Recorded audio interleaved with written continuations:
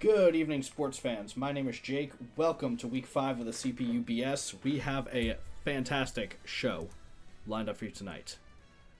As we enter Week 5, we are arriving at mid-season.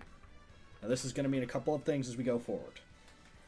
First of all, after this week, we will be returning to in-conference play for everyone's second round against their conference mates. But before we go to Week 6, we are going to go into our very first All-Star break. What that is going to look like is each team is going to come up with the best 7-man roster made from the members of the Hyrule and the Mushroom Kingdom Conference. So we will be seeing some of the best of the best of the best in this league all coming together for bragging rights. Now, there's definitely a few players that I think are already looking at stamping their tickets to the All-Star event. When I go to think, I am immediately thinking of players like Ganondorf, Bowser, Zelda, Sora. So we will see who ends up showing up as some of the leaders. And this week might be a great opportunity for a few more names to make an argument for themselves to be part of this event. Now, going into tonight's lineup, our match schedule is as follows. Starting us off is going to be the Star Cleavers versus the Lumiose Lattes. After that, the Moga Marauders take on the Gerudo Sand Dragons. The Awkward Squad will be taking on the Vibe Island Tea Time.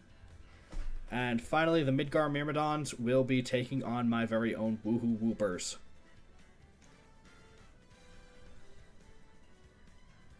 Excuse me.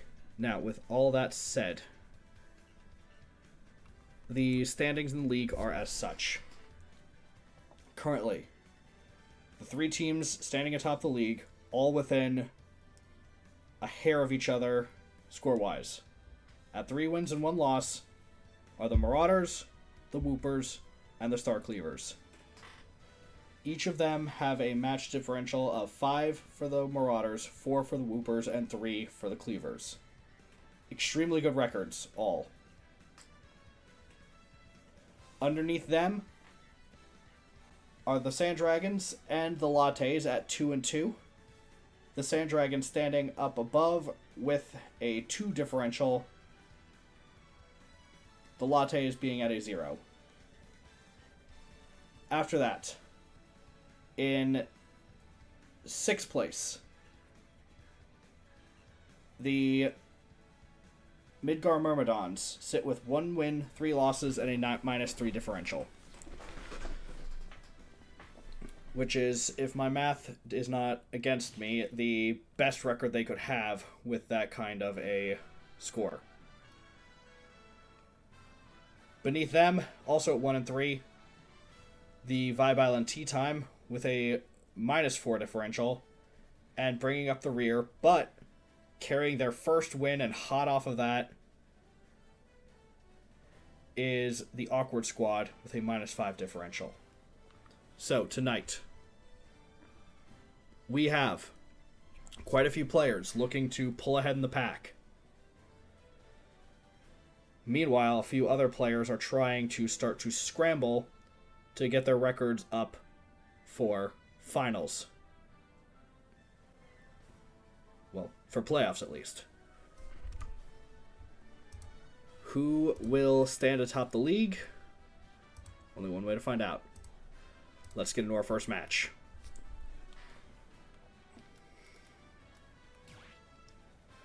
So, starting us off tonight is going to be the Star Cleavers and the Lattes. Star Cleavers are coming off of a quite a bit of a hot streak. They have been undefeated since week 1. And were able to take a pretty close victory last week.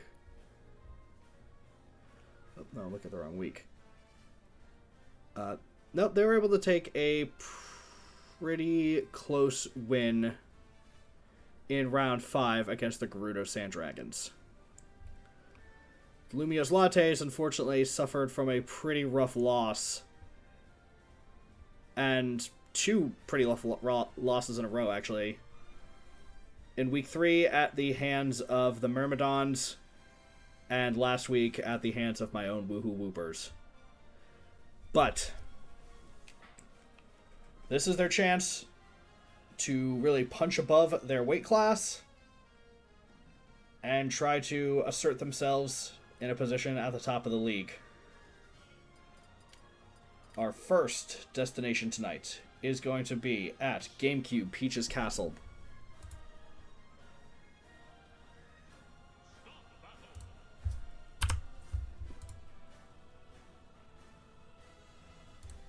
Here we go.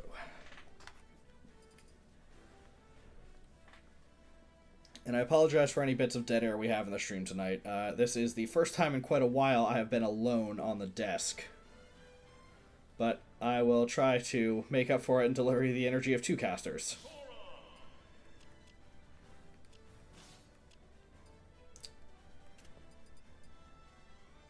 Now, we have, starting off, 2 of the heavy hitters of both of these teams. Sora versus Joker. Sora has definitely been one of the brightest spots for the Star Cleavers, among his feats being the currently only person to have defeated Bowser.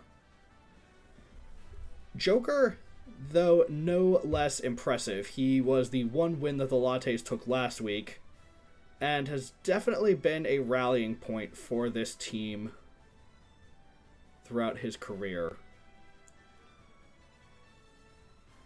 Double checking records real quick. Yeah, Joker, I believe, actually is currently undefeated in the league. He does not have the number of wins that Ganondorf has, but he has managed to put up an incredibly impressive record so far. Both of these fighters actually undefeated at 3 wins. So, let's see who is going to take that crown as we go into a real matchup of Final Fantasy adjacent, Shin Megami Tensei adjacent. Let's go.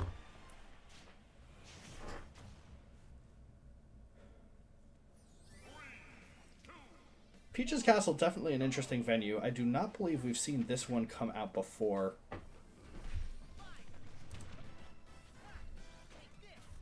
An interesting pick from the Star Cleavers. Not sure what the idea was.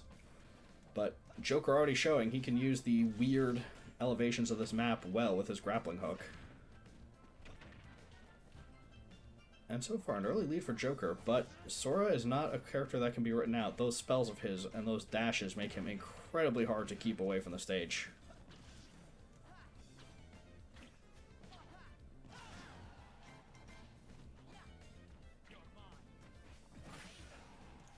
Not a lot of space for these fighters to work with on this stage. And that first Smash Ball already out. Both of these fighters have an execute on their Smash, so whichever character is able to get it off is going to take the other down. Joker, though, may not even need it. Sora is getting extremely high up there on the percentages. And with Arsene out, it does not take a lot for Joker to send an opponent off the screen. Just like that. And this is worrying for Sora. Joker still is not at a high enough percentage to send good leave. And there it goes. Smash lands. This is not going to kill, but this is definitely going to put some numbers up on Sora.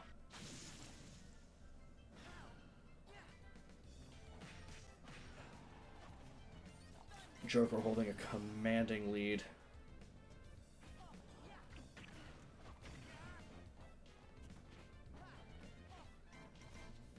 Yeah, the tower of the middle of the castle really doing a lot to limit a character's movement. And a good throw from Sora to even out the match. And using that dash to avoid the smash attack from Joker, very nice. Sora, an incredibly hard character to ledge guard.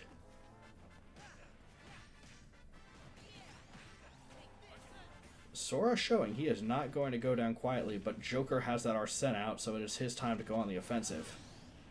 And go on the offensive he does. Sora is down in very quick order. Sora's going to need to play this perfectly if he's going to pull this one out.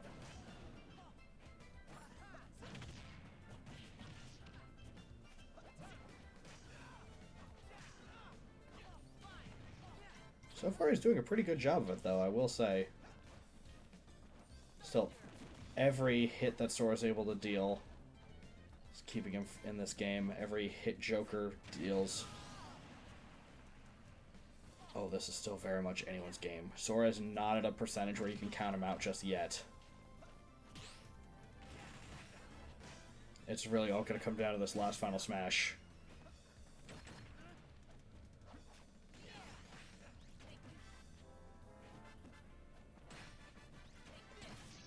And Joker's got it. Can he land it?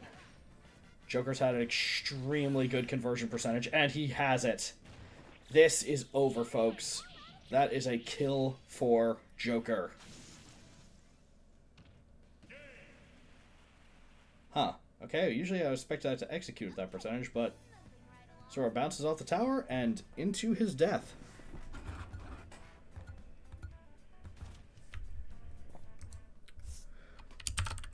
There's a win for Joker.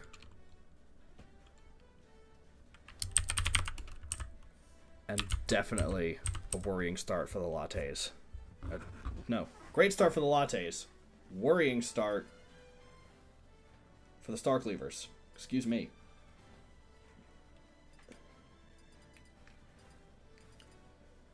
As we move on to match 2, we are looking for Skyloft in here.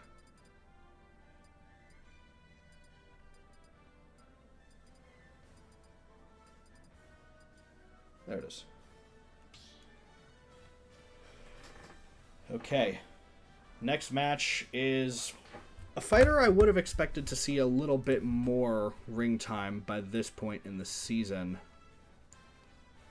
Still, currently coming into this with 1 win is Pitt up against his opponent, the Ice Climbers.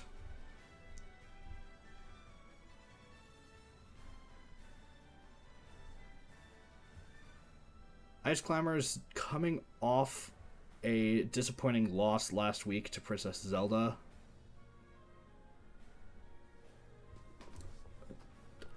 Let me double check their record real quick.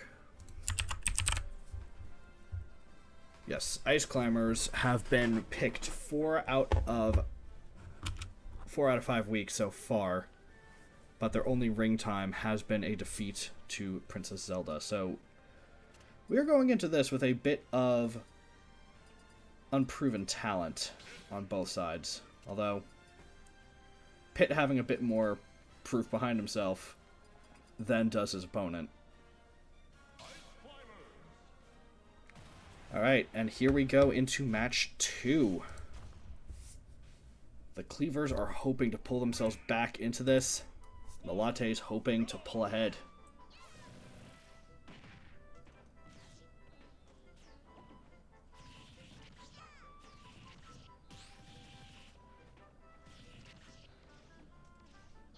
Pitt already off on the offensive, doing a pretty great job so far. Still, this stage is so incredibly small.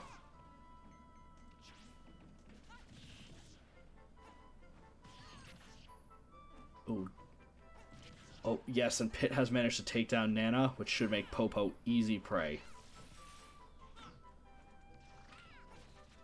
These Ice Climbers, if you can take down Nana, it becomes so much easier to push your advantage against them.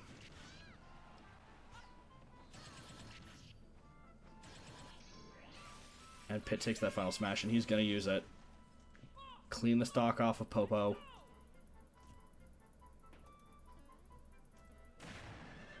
Yes, there he goes. Took him a while, but he does land the hit. This is the start you definitely want to see if you are a Star Cleavers fan. Pit landing a nice arrow shot there from underneath the stage. This stage being able to be passed through from beneath definitely creates some interesting situations, interesting mechanics when you compare it to, say, a traditional battlefield.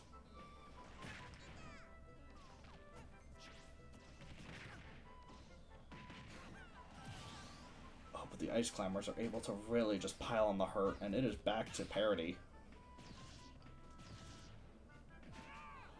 Still, Pit not going to allow wounds to go unanswered. He is on the offensive. That neutral air doing a lot of work.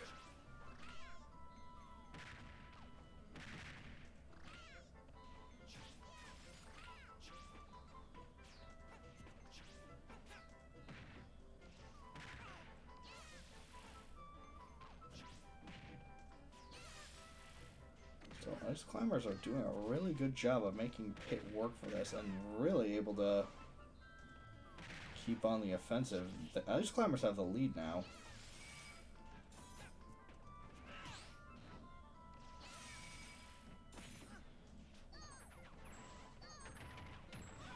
The longer this goes, this is...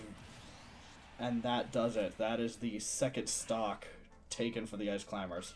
Oh no! Oh no!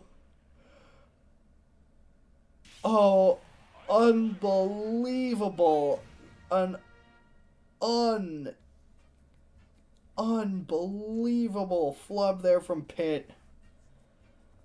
The match was looking bad, but I don't think it was looking suicide off the edge, and that was so incredibly unfortunate. Folks, we might have to review the VOD, because that, I am worried about some unsportsmanlike conduct going on down there. That seemed to have been a bit of a rage quit there. Well, with that said, we are at match point, and we are going into a fighter that Danielle definitely does not want to see on the side of the Lattes.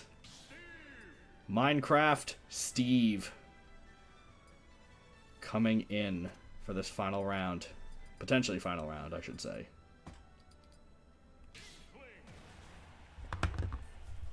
Steve has been a strength point for the Lattes. Meanwhile, though, Inkling has not seen very much ring time at all. This is her second round, and she has a win under her belt already, but let's see how this goes.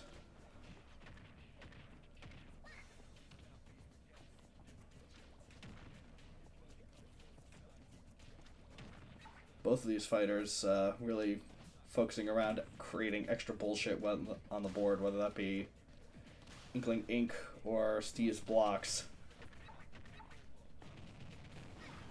Steve gets her with that magma block. The lighting in Memento is really not agreeing with the dirt blocks.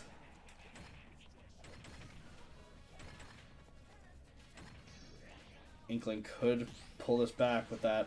No! Oh dear. Steve's able to take down Inkling, peel off the smash ball. Can Inkling take it back?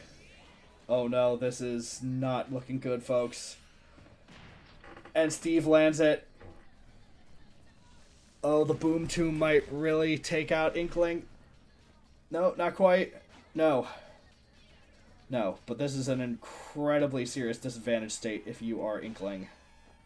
77% up and down a stock is not where you want to be in this kind of a situation.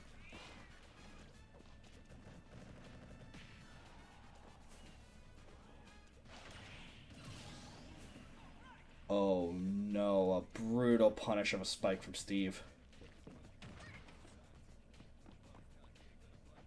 Steve has not even gotten his diamond equipment yet. He's not even gotten up to his gold tier. But this is looking like a fizzling out from the Star Cleavers. Inkling is going to have to play this absolutely perfectly if she wants even a chance. But she still has not even taken that first stock off of Steve. Well, there's the first one gone. Now, Steve has made some questionable decisions in this before. He has... Oh, and you cannot be doing that right now, Inkling. As I was saying, Steve has made a couple of very questionable plays before, really pertaining to using his Elytra to recover, but this is not really a stage you're going to find yourself getting stuck underneath of.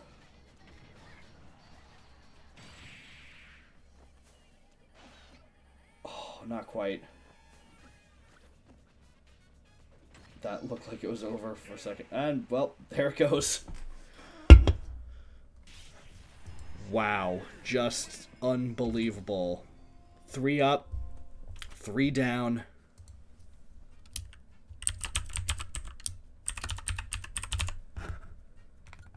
And that is a devastating defeat for the Star Cleavers. We do not see too many teams get absolutely dismantled like that.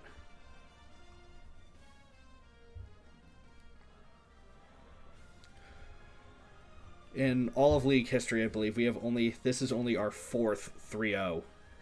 But that is drastically going to hurt the standings for the Star Cleavers. That is going to knock them down to a 3-2 record, still positive. But I believe that also puts them, yes, to a 0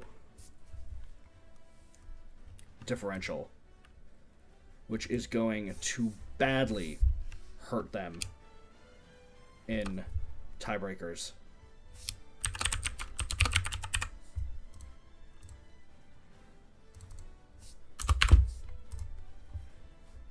Alright, now we move on to our second match of the night. The Moga Marauders versus the Gerudo Sand Dragons. This is, once again, a match that has some pretty substantial significance. If Kevin's able to win this, this will pull him up into that top part of the pack. Put him equal with Logan if he's able to win. And depending on how my own match goes, either put him into 2nd or 3rd place.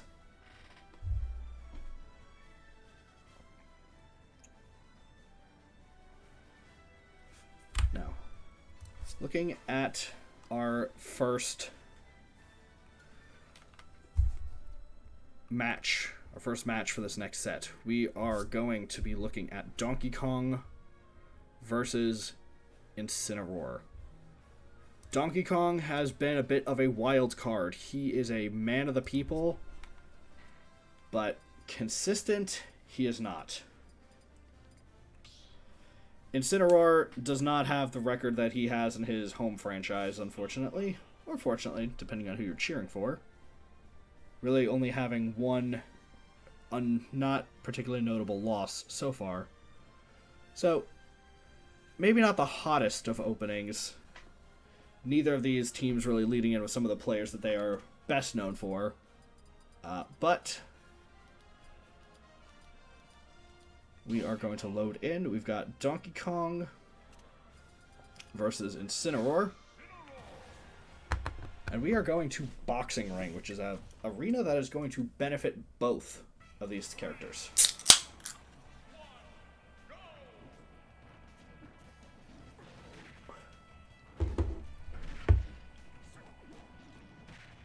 An early lead out for Donkey Kong, but when it comes to the Boxing Ring, you can never be too careful. Donkey Kong already with an opportunity to end this stock for Incineroar. Those walk-offs can be so unpredictable. And that is an early lead for DK. That is a great sign if you are a Sand Dragons fan. Donkey Kong with that incredibly powerful grab of his.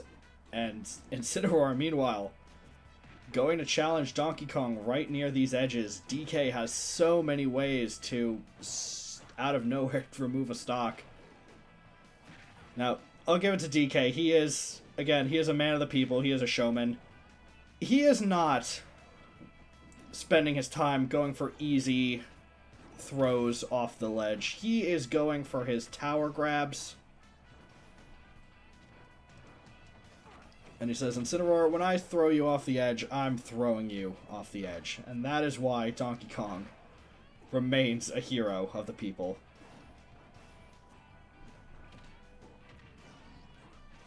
Really feels more like a grappling match than most Smash Brothers fights do.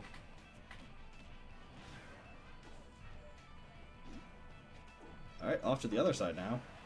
And Donkey Kong returns that attempted grab with a kick. And Incineroar takes the stock, but he is not... Well, Donkey Kong replies in quick fashion.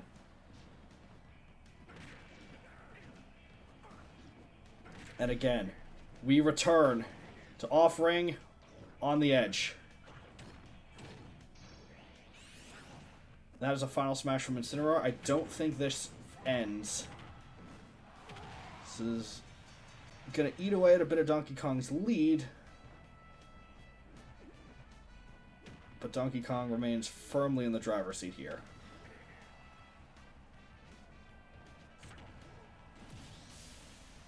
Ooh, perhaps I spoke too soon. This is now a very close match.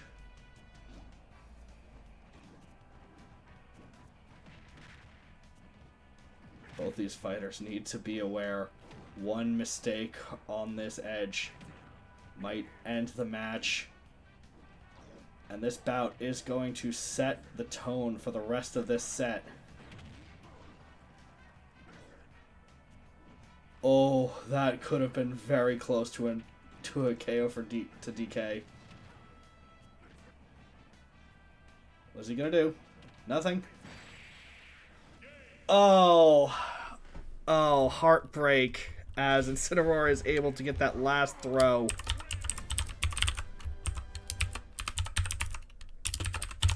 And take down Donkey Kong. DK, we love him, but perhaps the showboating might just be causing him some problems. This might be something that he and head coach Isabel are going to have a word about. Well, if there's anyone who can right a ship for the Sand Dragons, it is going to be our next challenger. But first, his opponent, King DDD. But we have another king stepping into the ring today. A king of evil and a king of the CPU BS. Ganondorf. The undefeated demon king of the CPU BS. Looks to extend his streak to 5 consecutive wins. Will King DDD be able to be the one to end that streak?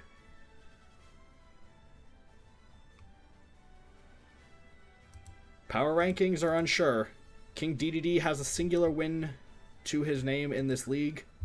Ganondorf already with 4. He has shown he is more than enough to deal with a whole assortment of opponents. I don't want to keep you waiting any longer, folks. Let's get right on into it.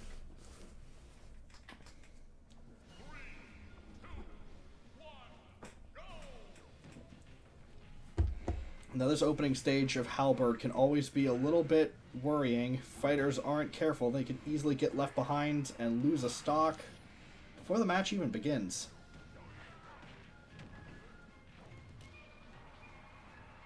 I'm not sure. I didn't get a great look at that, but perhaps the hitbox on Ganondorf's sword might be just too small to hit his opponent from beneath. I don't feel like that's right. So DDD might have just been too far away.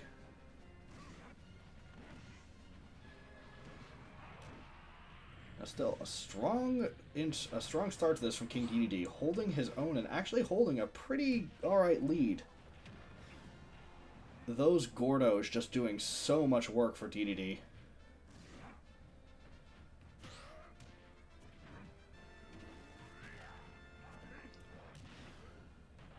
Ganondorf, that kick is not the move we want you to be using right now.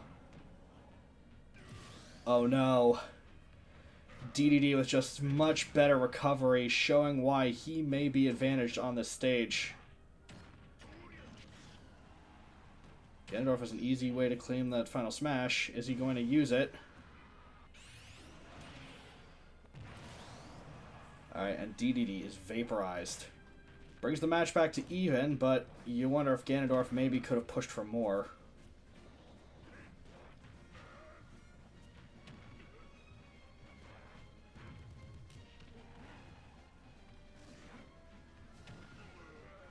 Ganondorf just been a bit too slow on the draw. I know slow is kind of part of Ganondorf's whole shtick, but he has not been able to get the punishes he needs on King DDD.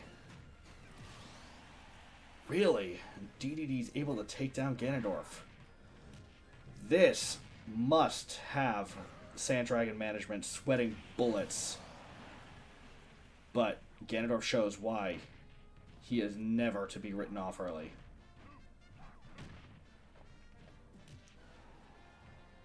But Ganondorf is going to have to start hitting his opponent if he is going to have a chance at winning this.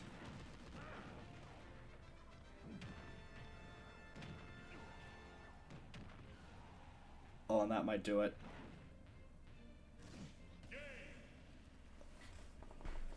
Ganondorf falls.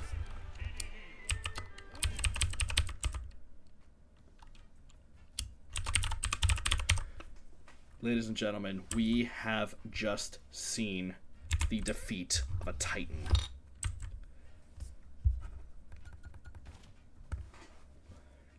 With the Sand Dragons most reliable, the bedrock of their team taken down,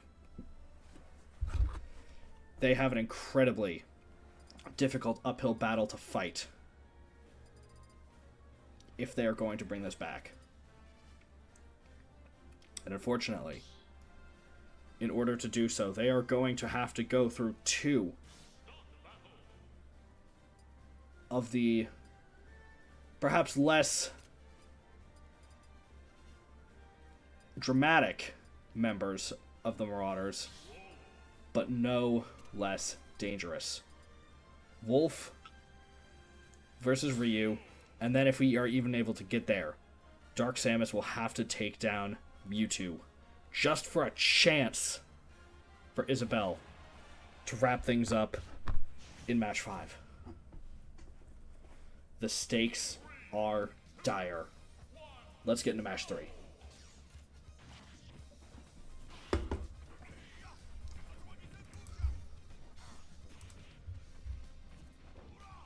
Wolf has been maybe not the most prevalent fighter, but he has been a pretty dominant contender already, standing at an undefeated 2-0 so far. Still, his opponent Ryu, not also the most proven of names, Ryu only having this being only his second match.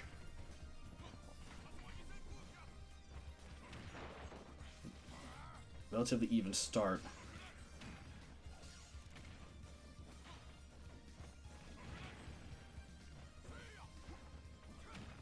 The tension is electric. Can Ryu get back? Yes, he can. But can he get to Wolf before he can claim that smash?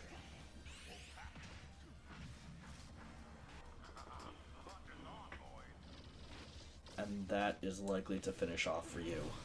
First stock goes to Wolf.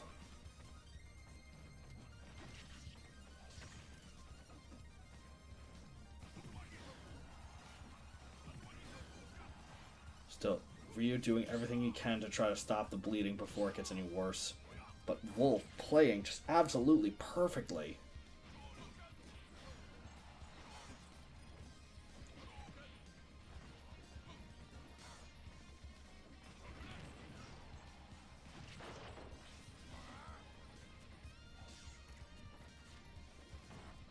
As long as Wolf can keep piling on the damage, he is going to continue to build up an advantage.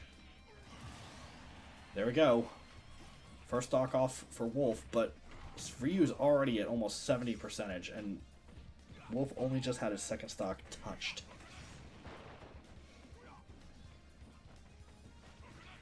Ryu's doing everything he can to stay in this game.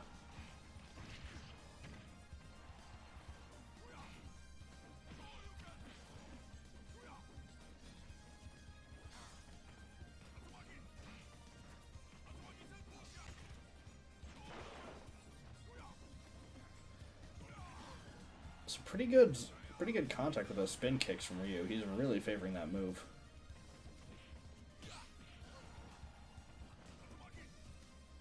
Ryu, stage that way, buddy. Oh dear. Another self-destruct. Alright, Ryu brings it back to even Stevens on the last stock, but oh. You cannot be making mistakes like that when your team is in this position.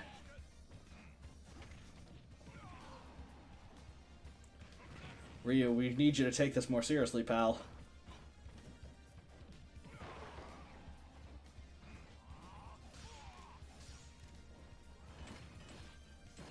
It is going to come down to the smash. Can Ryu secure? No.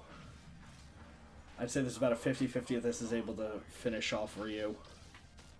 80. Oh. Easy. Easy.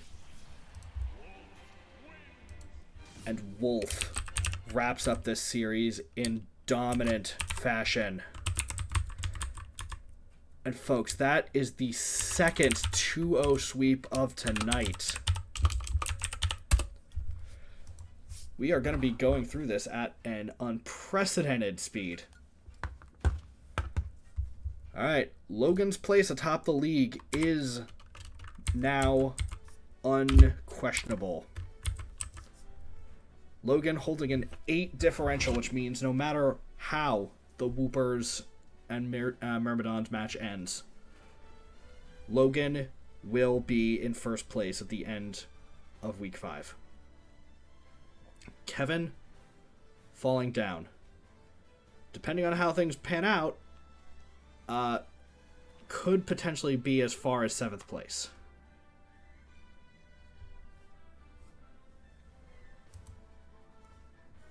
Incredible, incredible play. Alright, now we have 2 of our players who are scrambling for positions towards the bottom of the pack. Willow and Becca.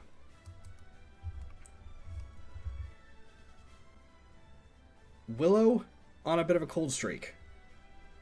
The Vibe Island Tea Time have definitely had some moments of brilliance over the first 4 weeks, but they have also been on a pretty bad losing streak. Few of their players just really not having worked out, with, ironically, Pichu having been one of the few bright spots on the roster, but Fox, Snake, all struggling. We will see how this team handles going into the mid-season and beyond. Potentially some roster moves to be made. But, on the other hand, we have the Awkward Squad, high on victory from their first win. But, interestingly enough, keeping almost none of the winning roster from their first match, and none of it being in... excuse me. Almost none of the winning roster from their last attempt, from the last match, and none of it even in the opening 3. The only fighter who participated in that winning match for the Awkward Squad is going to be Terry, and he is not even stepping in until round 4. So, we'll see how this goes. Leading in for the Awkward Squad, though, we do have Min Min. A bit of a sluggish but powerful heavy hitter taking on Zero Suit Samus. So we'll see how this one goes.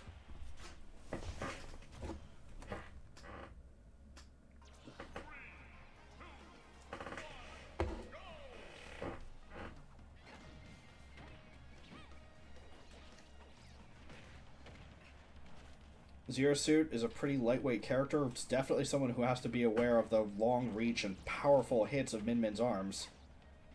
But she's also incredibly nimble. So we'll see if she's even able to... Oh, we'll see how many hits Min Min's even able to get in. So far, a very even opening in this first 30 seconds.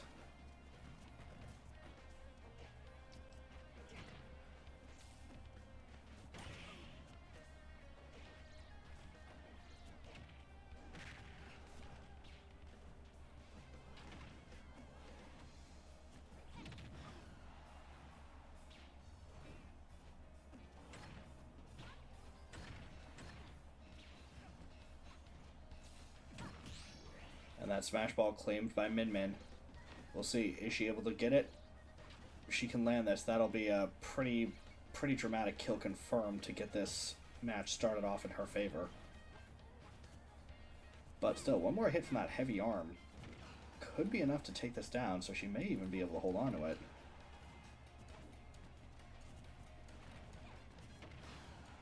We'll see, because the clock is also ticking down. We haven't had any matches go to time today, but the Awkward Squad has definitely had a history of finding itself in sudden death. And Zero Suit's able to take the smash ball and turn this around. Oh, and that is a disastrous way to start off for Min Min. Definitely not the start that Becca wants to be seeing.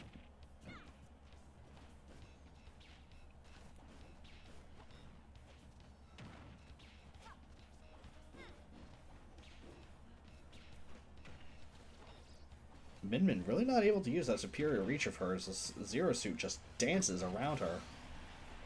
Alright, there goes that first stock. Min Min not too far down, but she's really going to need to turn this into overdrive if she's going to want to pull ahead in this.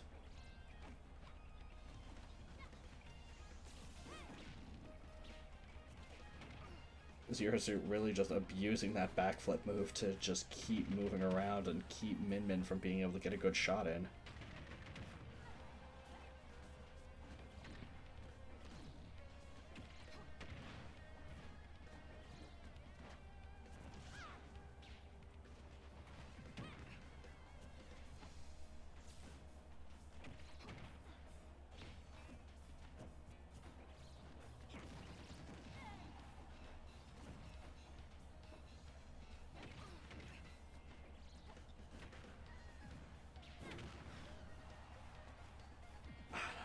Powerful shot from Min Min.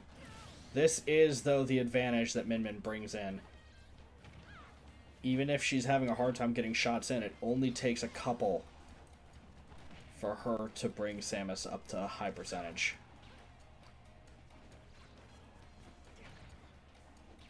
This is what I have called the buttons per minute theorem. The fewer buttons a fighter needs to press in order to win, that is good for them. And Samus is the final smash. This shouldn't be able to kill Min Min, but that is going to be a lot of damage. No, but with her getting that high on the screen, it is able to take the stock and take the match. Zero Suit bringing in that early win for Willow and the tea time.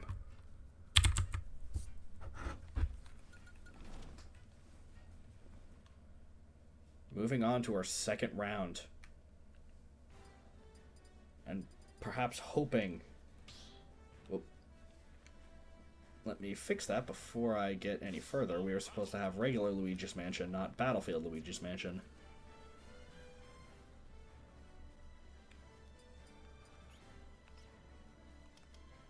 There we go.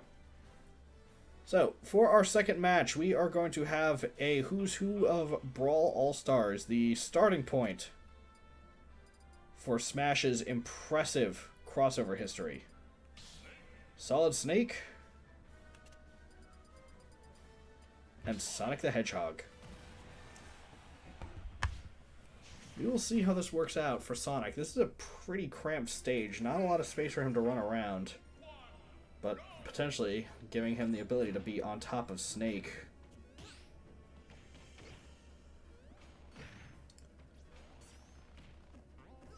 And so far, a pretty aggressive opening from both of these fighters. Both of them already trying to play off the screen, off the ledge.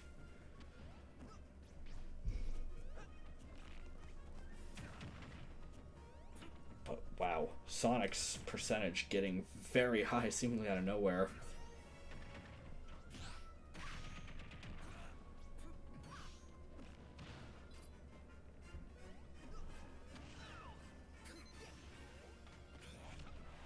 And Snake really making use of these tight quarters to really make the most of all of his explosive arsenal.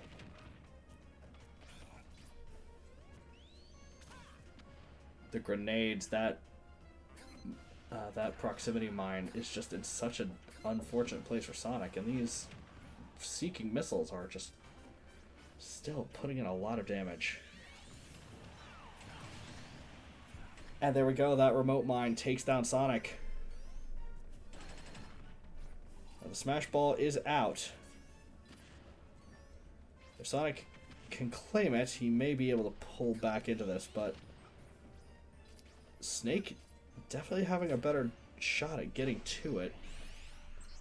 Wow, Snake's able to get it from halfway across the stage. Sonic getting tagged for those rockets. And that's going to take him down. Sonic down 2 stocks against Snake. This is a disastrous start for the Awkward Squad.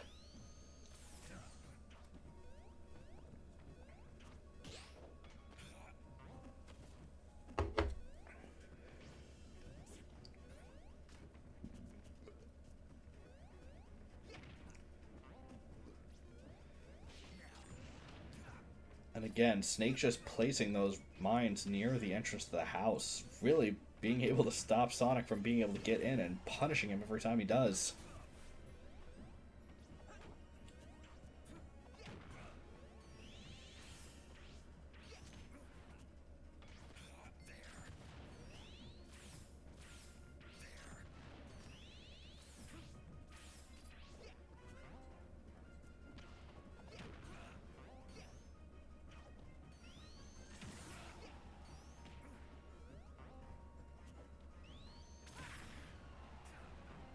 Now you see, folks, this really just does go to show you that if you're going to keep a hedgehog, you need to make sure it's got plenty of space to run around. You can't keep it contained in your house all day.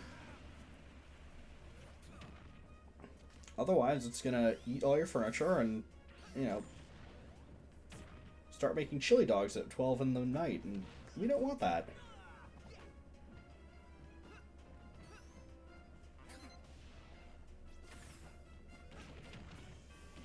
Now, Sonic's technically not out of this yet, but this is looking very, very dire for the Blue Blur.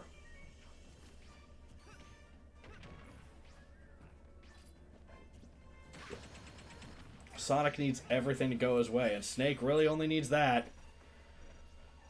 Folks, I don't like to write things off too soon, but that should be match. Yes, it is. Sonic is down. A decisive victory by Snake. Will we see 3 3-0 sweeps tonight?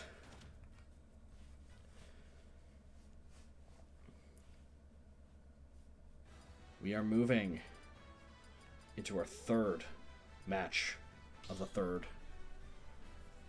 Well, of the third bout. Third bout of the third match. And standing between the hopes and dreams of a rallying Awkward Squad and a tea time looking for redemption is a small rat.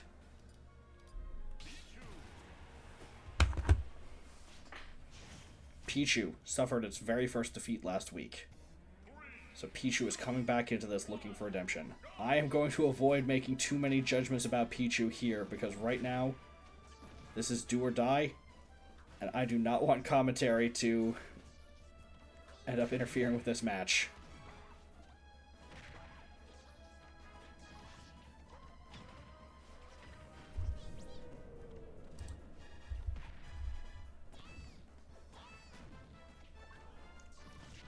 Duck Hunt has not been a very prominent fighter so far this season. This is his third pick. He has had one appearance so far, which has been a defeat.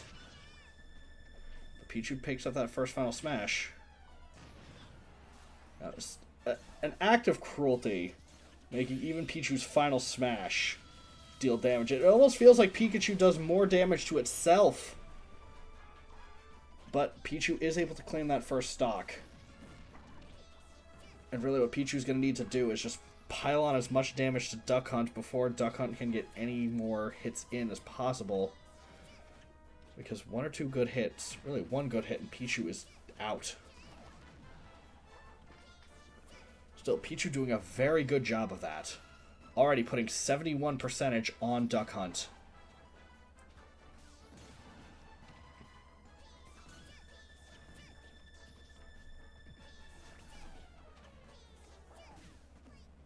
This is the performance you were wanting to see if you were Willow. Maybe not the performance you were hoping for if you're Becca.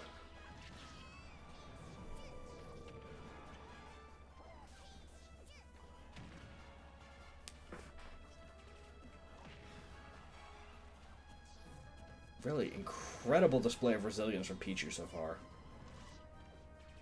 I know Duck Hunt isn't necessarily the most well-guarded opponent, but still, this is already looking like maybe a very, very good match for Pichu.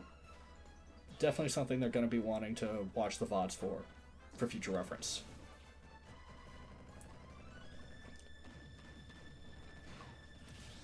And wow, Pichu making 2 stocks. Now, Pichu is at the point where a light breeze should take it down, but still, Pichu's got 2 stocks left. And if Pichu can avoid getting hit by that final smash, this is looking like a great spot for the tea time. Well, Pichu's tiny size really making getting out of the way of all those projectiles easy, but can't avoid the ducks.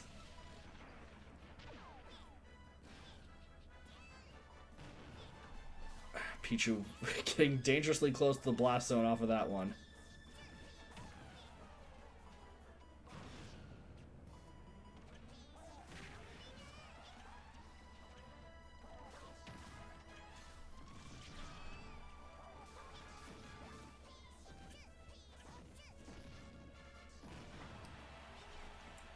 Duck Hunt really feels like he's rallying though on this stock, realizing, oh no, this is it. They will not even get to Terry if Duck Hunt doesn't pull this one out. Alright, we are back to 1 stock apiece. Pichu needs to be careful because just a couple of errors could spell disaster. Good spike. Misses with the lightning though.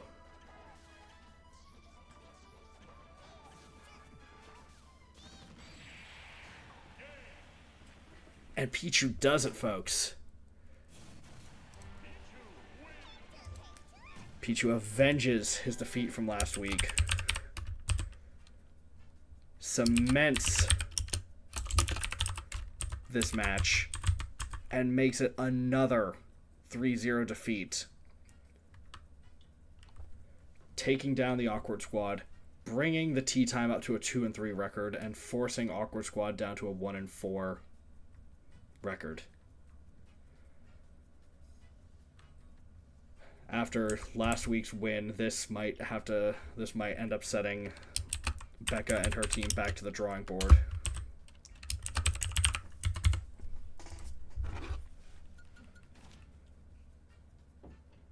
Alright, well, we've had 3 quick matches in succession. Now we are moving on to the last match for tonight. I am hoping to deliver a bit more of an interesting series, but I will not lie, I am hoping to be able to claim another one of those 3-0 wins for myself.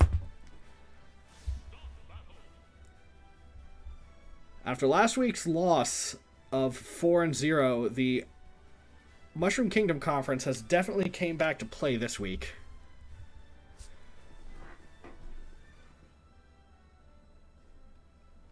Our first match for this final round.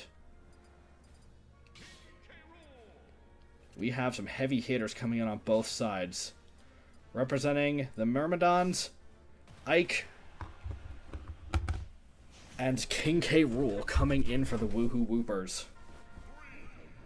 Back to Hyrule Castle. This has definitely been a stage that managers like Kevin and Xander have really favored.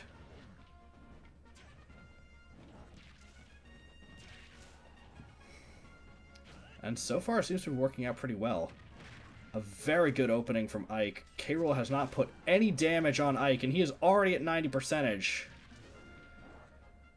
I think Ike might have caught the king sleeping.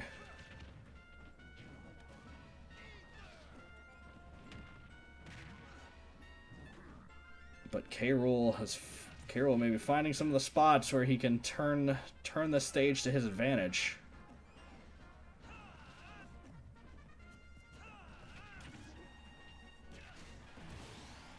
Or maybe not. Maybe he may just be just a crocodile.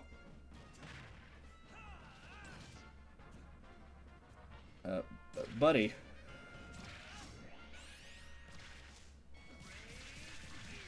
Oof, folks, I am not gonna lie. This has been so far, a really bad showing. We thought that first defeat on K. Rool might have been a fluke, but yikes, this is looking like just a dissection by Ike. He's even misplaced his crown. Okay, that was pretty good. K. Rool blasting Ike into his cannonball, but he has not even taken a single stock off of Ike yet. Well, he's able to rectify that quickly, but still, K. Rool is at a very unhealthy percentage right now.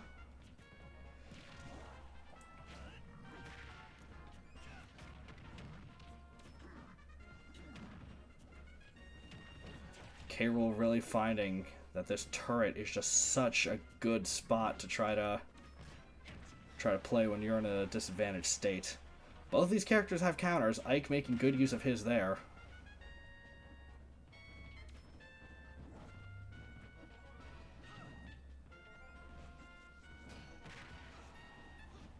K. Rool using that armor tummy of his, but Ike takes a stock. K. Rool is in a really dangerous spot.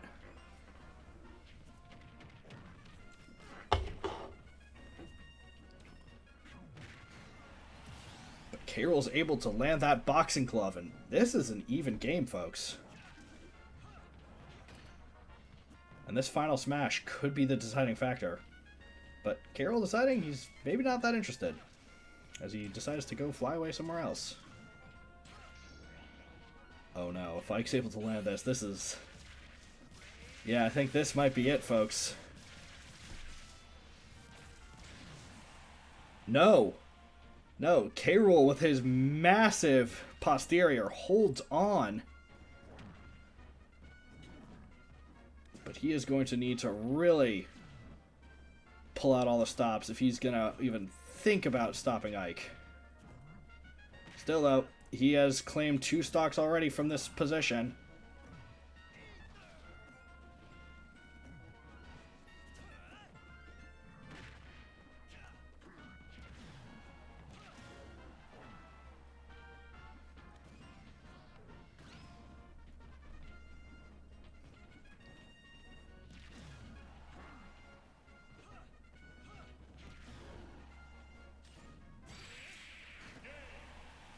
And Ike is able to take it.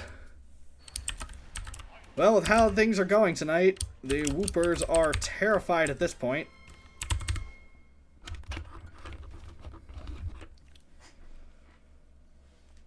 Alright. Now, going into the second match. We are actually coming off of the first trade in the history of the CPU BS. And interestingly enough, it was a swap between these exact players. Leaving the Wuhu Woopers to join the Myrmidons is Robin. And he will be taking on Banjo at Pokemon Stadium.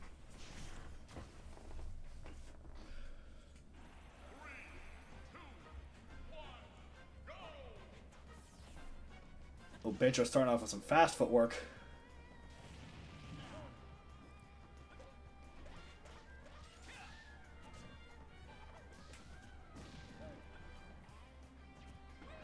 Byleth out to a pretty strong start. Byleth had not seen any match time, and so looking to make some changes in the lineup. Maybe vary up some of the talent pool. But we will see.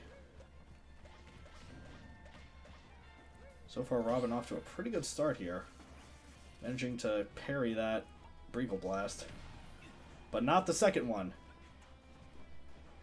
Everyone knows you always have to be wary for the second charge from Banjo. Uh-oh, that one misses. And both these fighters are going to be scrambling. Banjo gets it off of I think a thrown egg.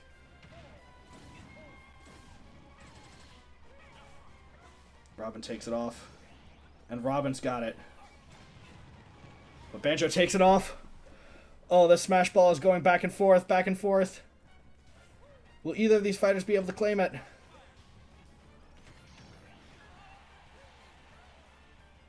Robin picks it off of, I don't even know what.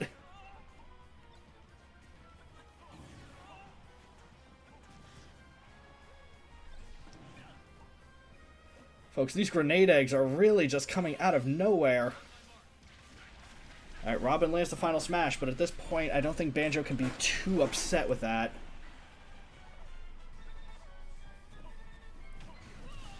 As Banjo's able to bring this right back to dead even.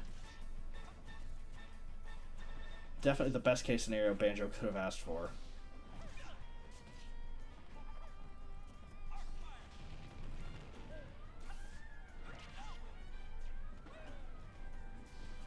This really is the matchup of incidental projectiles.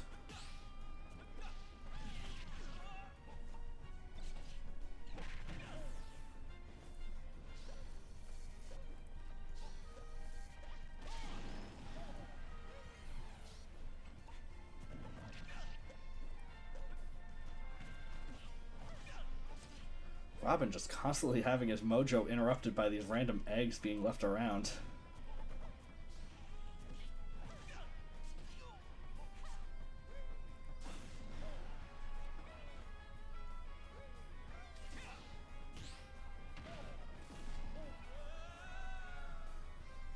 It's not the sound I expected Banjo to make, but that is an advantage Robin.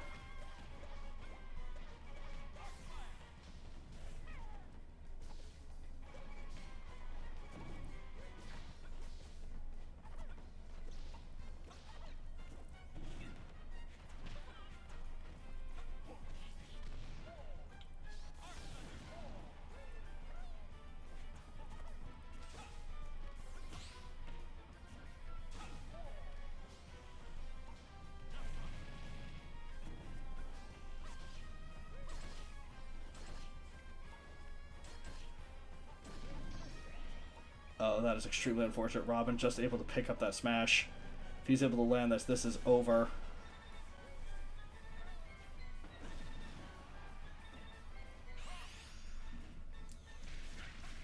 Oh no! And that is Banjo taken down. Banjo, who has normally been so good at controlling these smash balls.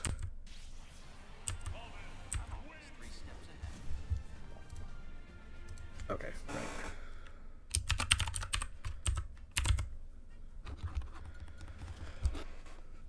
Alright, well, here we go into match 3.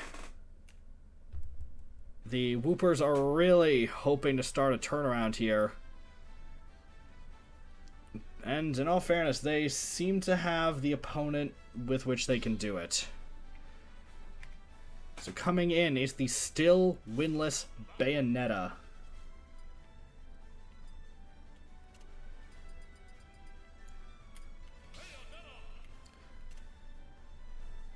And her opponent, not Pikachu, but the trade received by the Woopers, Pikachu.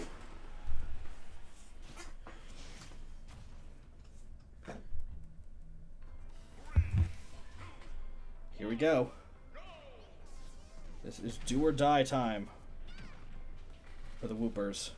This is not a position that they have found themselves in frequently. They have never been down 2 matches by game 3.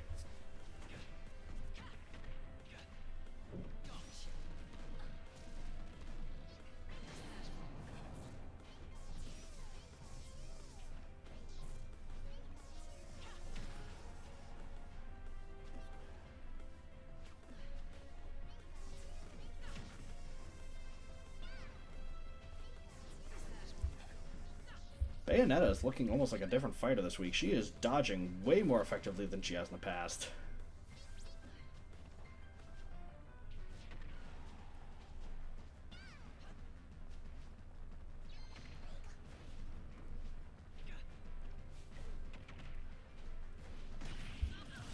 There's the Bayonetta we all know and love.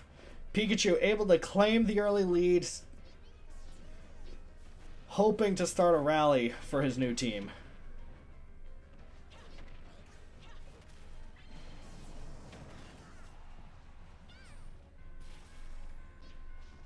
Pikachu just able to dash over those gunshots from Bayonetta.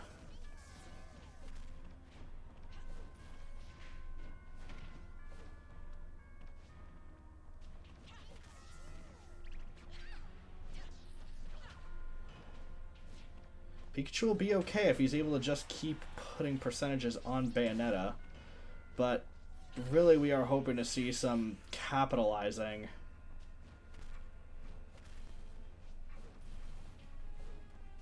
And Bayonetta, yep, flubs another one. That final smash has really not been working out too well. Even with the slow motion, Bayonetta just not able to land the damage she needs to close the deal on her final smash. Bayonetta takes the stock off of Pikachu, but already at 69 percentages, the fighters seem to have decided to play a bit of a game of cat and mouse here.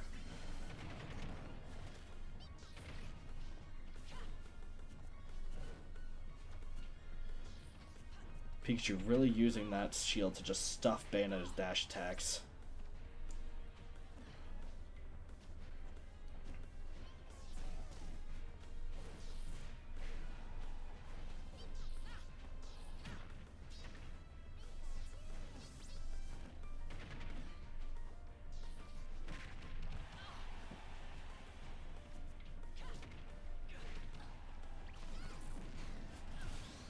And that takes a Pikachu at a commanding lead. Still definitely can't get comfortable, not in a position where you're this far down, but Pikachu hoping to start moving the series back in favor of his new team.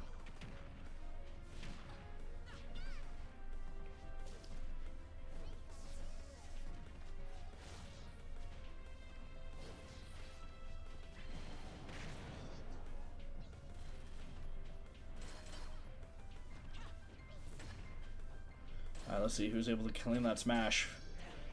And if Pikachu can get this, Pikachu lands. This might be it, folks. And yes, it is. Bayonetta goes flying. Pikachu takes his first win. Takes the first win for team. Well, this will not be our first 3-0 series for the night. As Bayonetta drops even further to a 5-loss streak. As we move toward the end of the season, I do not think there is anyone who is in greater contention for the least valuable player title than her.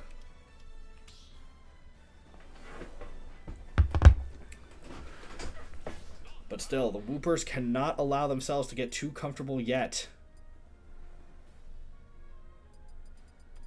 Because our next match, we have Captain Falcon taking on Mega Man. Looking at the career stats of these characters, Captain Falcon has put up 1 win, a good win, but this is only his 2nd time in the ring. Mega Man has actually been picked every week, but still has yet to pick up a win for himself. He has lost 2 and played twice. So let's see how this goes. Can the captain repeat his week 1 performance and start righting the ship for his team? Let's see.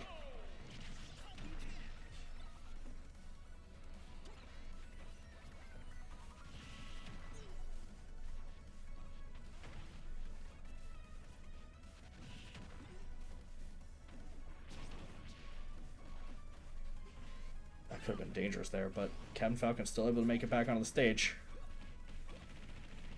Mega Man really able to stuff some of Falcon's stronger attacks with his lemon shooter, but Falcon! Oh, Lord of mercy, we cannot be seeing that in this position. Captain Falcon just with an uncalled for self-destruct. Oh, there's going to be hell to pay in the locker room if he ends up losing off of this match. And Mega Man able to grab the final smash. Oh, that is disastrous.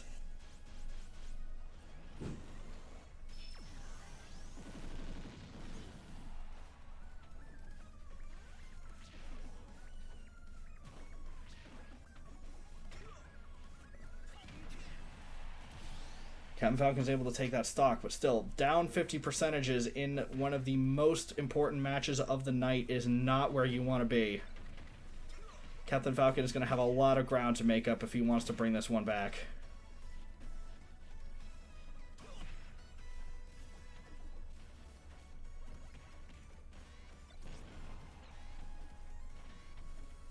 This is a standout performance so far from Mega Man, I will say. He has really just been putting really just a dissection on Falcon so far. But Falcon comes back with some tricks of his own.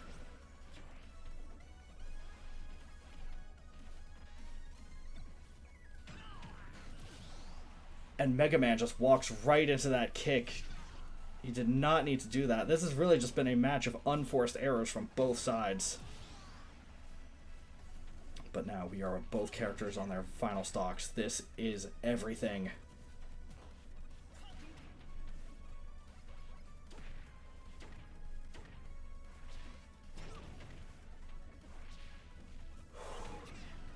Every time he goes under the stage. And Captain Falcon, even with that self-destruct, is able to pick it up. Too close. Too close.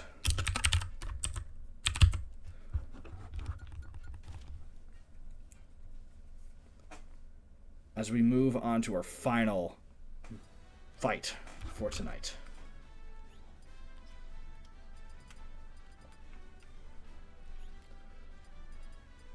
We are going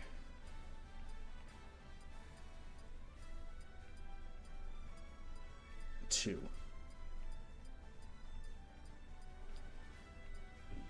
the Bridge of Elden.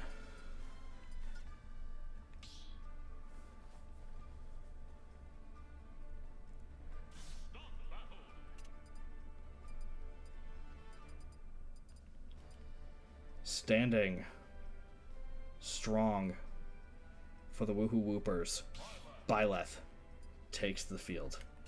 Her opponent, Samus of the Midgar Myrmidons. Let's look at how these fighters have gotten here so far. Byleth has not had the best of seasons so far. 1 win, 2 losses.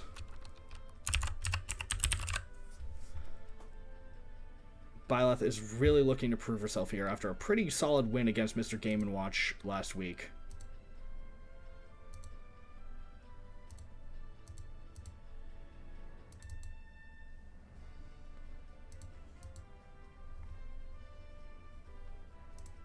Hold on.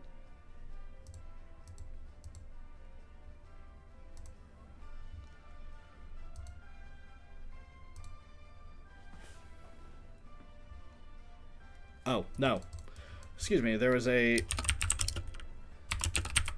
I just live caught an error in my stat sheet. Byleth won versus Game & Watch. She has won 1 match against Game & Watch. and then lost one match against Wolf. That fixes that.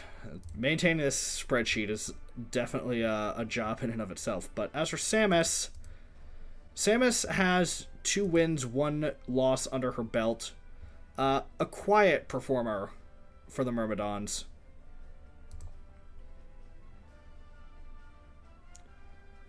But we will see which of these fighters is able to take this match home for their franchise. Let's load in the game.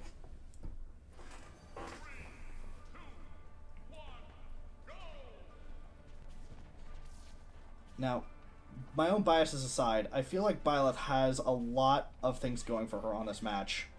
Her incredibly powerful Heroes Relics attacks are going to be very, very good for her. At the same time, Samus is a very powerful grab. And the ability to do exactly that, to get really close to these blast zones. Both of these fighters are going to have to be very careful. Really? Alright, Byleth's able to peel an early stock off of Samus.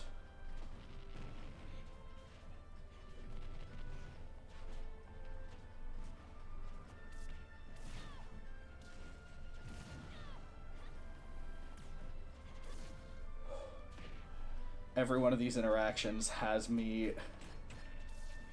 pausing my breath. Samus is able to pick up that final smash, and with basically nowhere to run on this stage, that is as good as a stock taken. No! Byleth survives. That is fantastic for Byleth. But maybe not for long.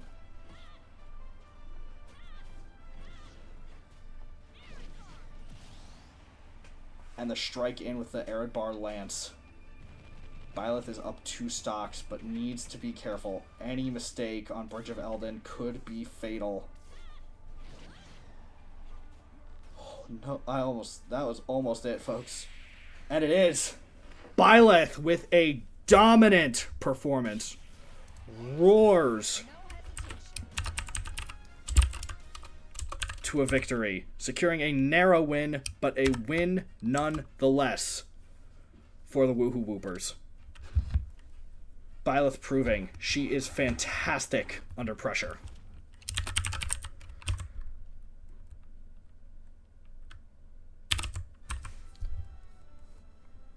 Alright, and now, let us check the standings.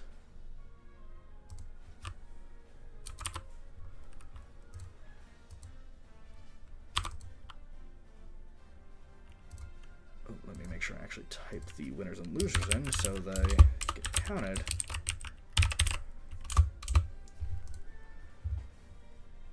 Well, despite everything, the trade seems to have actually worked out in both players' favors.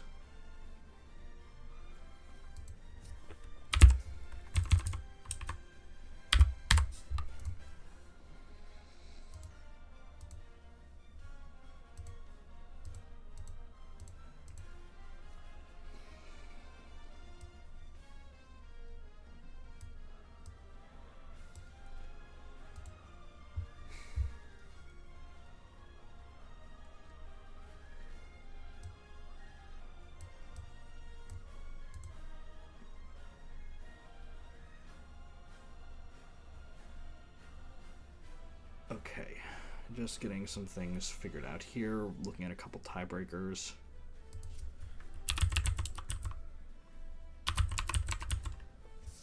Alright, so here are our official standings at the end of week 5. Standing atop the league with a record of 4-1 are the Moga Marauders and the Wuhu Woopers. Currently, the Marauders hold the lead with an 8 match differential as opposed to the Woopers' 5.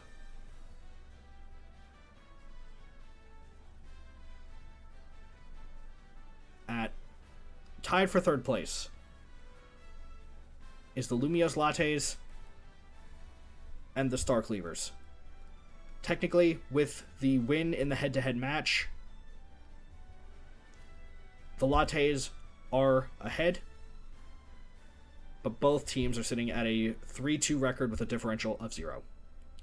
Just below them, at a record of 2-3 apiece, is Kevin of the Gerudo Sand Dragons and Willow of the Vibe Island Tea Time, both at a -1 differential. Bringing up the rear of the pack is Xander of the Midgar Myrmidons at a 1-4 record with a -4 record, and Becca with a heartbreaking defeat with a -8 record. That is going to wrap us up for the first half of our season. Next week, we are going to be moving into our All-Star break. For this next match, we are going to see both teams coming together, putting together the best 7-man lineup they can come up with. Each team will be responsible for picking its roster. The team will be deployed in order, and the orders will not be known to the other side until match night.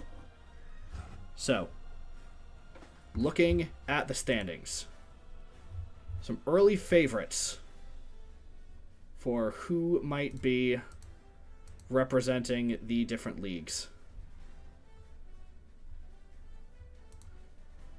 Some early favorites are definitely going to be Bowser, Ganondorf, Joker, Wolf, Zelda,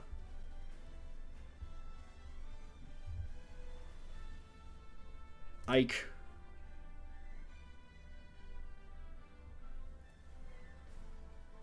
possibly Zero Suit Samus, Sephiroth, but we will see. And once again, representing the Hyrule Kingdom Conference is going to be myself, Jake, Logan, Danny, and Becca versus the Mushroom Kingdom team, which will be made of Liza, Kevin, Willow, and Xander. I wish both teams good luck in this historic match, and I thank you all for joining us so far.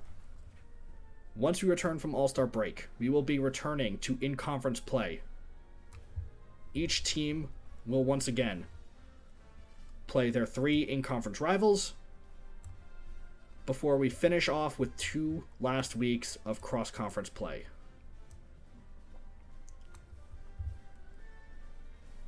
And without further ado, I've been your host, signing off.